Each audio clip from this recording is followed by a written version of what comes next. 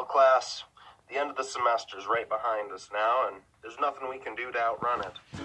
Today, I'd like to talk about the cover letter for your final portfolio. We've already discussed some of the revisions you're going to be making for your rhetorical analysis, as well as your choice between the group project and the iSearch. However, today it's important for us to go back over some of the learning outcomes from the very beginning of the semester and see if we can put what we've learned so far into use. But first, check out this CGI Statue of Liberty head from J.J. Abrams. Not very impressive computer graphics, if you ask me. But he's really not alone.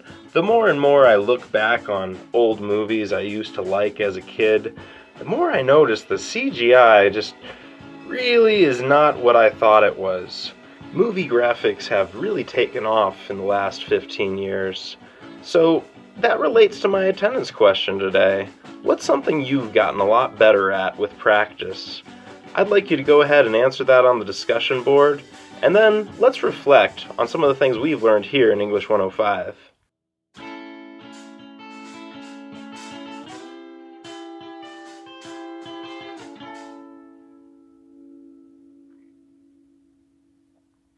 You know, there's just not that much left to do.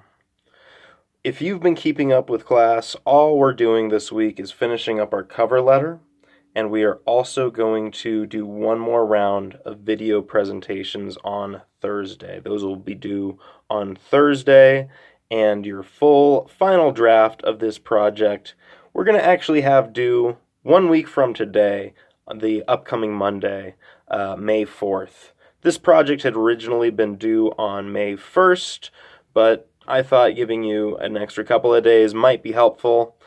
On the reverse, you could also turn this in early if that would be something useful for you. So today there are a few things I want to draw your attention to when it comes to the final portfolio prompt, particularly the cover letter. Once you have finished your revisions, it's time to work on your cover letter. Your cover letter is going to be the very last thing you do for this class, and it will explain the things you learned in English 105 and also the revisions you made to your final portfolio. Those, once again, are revisions to your iSearch or group project, and you must revise your rhetorical analysis. Also, you should be addressing your letter to a particular person. This can be anybody at all that you feel is interested in the future of your education. So maybe this is a former teacher, maybe your parent, or somebody that helped you along your way as you've been learning more about writing over time. Also, if you want to address your letter to some fictional character, you want to address your letter to Batman or Dwight Schrute or whoever that may be, I'm totally fine with it. Just make sure you're sticking to the conventions you're setting up here and consistently refer to the audience that you have chosen as you continue. Let's take a look at the rubric real fast and see what it says about the cover letter. This is where you are particularly asked to use outside evidence. This means any sort of quotes from your revised essays, as well as directly mentioning activities from class. These could be readings or conversations or anything at all that we went over. To help us all remember the things that we've learned in English 105, I've put together a discussion board today that lets you name anything you remember from our class for 1 point of extra credit. That is 1 point of extra credit per student, but please add something to our list today so that I can give you a little boost here at the end of the semester. Now, the last thing I want to talk about is very important, and these are the English 105 learning outcomes.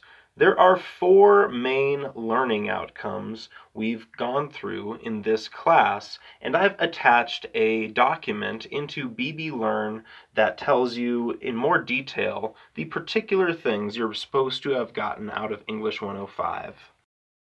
The main learning outcomes in English 105 are rhetorical knowledge, critical thinking, reading and composing, processes, and knowledge of conventions.